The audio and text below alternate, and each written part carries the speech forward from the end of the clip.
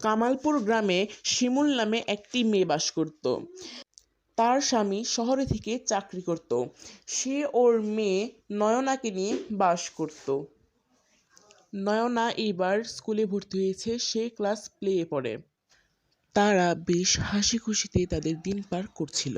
শিমুলের একটি পরিবান্ধবী ছিল রুমাপুরী। রুমাপুরীর সাথে সে প্রায়ই কথা বলতো। একদিন শিমুল তার মেয়েকে নিয়ে ঘুরতে গেল। সে যখন একটি জঙ্গলের ভেতর দিয়ে যাচ্ছিল তখন তাদেরকে একটি ডাইনি দেখে। এরপর সেই ডাইনি নয়নার ভিতর প্রবেশ করে।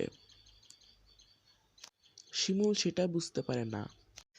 বাসায় যাওয়ার পর নয়না অদ্ভুত আচরণ করতে থাকে, যেমন হঠাৎ রেগে যাওয়া বা কথা না শোনা। একদিন সন্ধ্যার সময় শিমুল বাসায় ফিরেনি। এর জন্য শিমুল তাকে তাদের বাসার পেছনের জঙ্গলে খুঁজতে যায়। সেখানে যেয়ে সে দেখে নয়না একটি মাংসের টুকরো খাচ্ছে আর তার পাশেই একটি মানুষ পড়ে আছে। এই দেখে সে অনেক ভয় পেয়ে যায় আর সে বলে, এ কি, এখানে নয়না মাংস খাচ্ছে?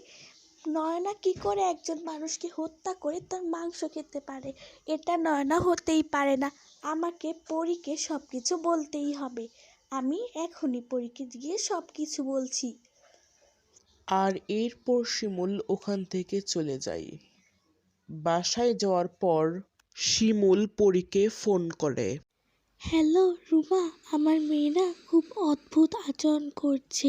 তুমি তাড়াতাড়ি বাসায় এসো, আমি তোমাকে সব বলছি। কি বলছো কি শিমুল? আমি এক্ষুনি তোমার বাসায় আসছি, তুমি কোনো চিন্তা করো না আর ভয় পেও না। এরপর পরী শিমুলের বাসায় যায়। শিমুল পরীকে বলে, ওই দিন আমি নয়নাকে নিয়ে জঙ্গলে ঘুরতে গিয়েছিলাম, তখন থেকেই নয়না অদ্ভুত আচরণ করছে। আচ্ছা, আমি আমার জাদুর শক্তির সাহায্যে সব কিছু এখনই জানছি। এরপর পরী ওর জাদুর সাহায্যে ওদের সাথে ঘটে যাওয়া সকল ঘটনা দেখতে পায়। তারা জঙ্গলে যায়, এরপর ডাইনি নয়নাকে বশ করে, কিন্তু তারা সেটা বুঝতে পারে না।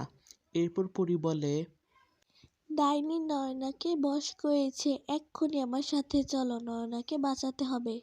এরপর রুমা সেই জঙ্গলে যায়। যেয়ে রুমাপুরী বলে, ডাইনি, এক্ষুনি নয়নাকে ছেড়ে দিন, নাহলে কিন্তু খুব খারাপ হবে।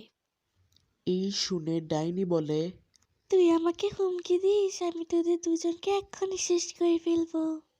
এরপর পরী আর ডাইনি লড়াই শুরু করে। এক পর্যায়ে পরীর শক্তির সাথে ডাইনি লড়াই করতে পারে না আর ডাইনি ওখানেই শেষ হয়ে যায়।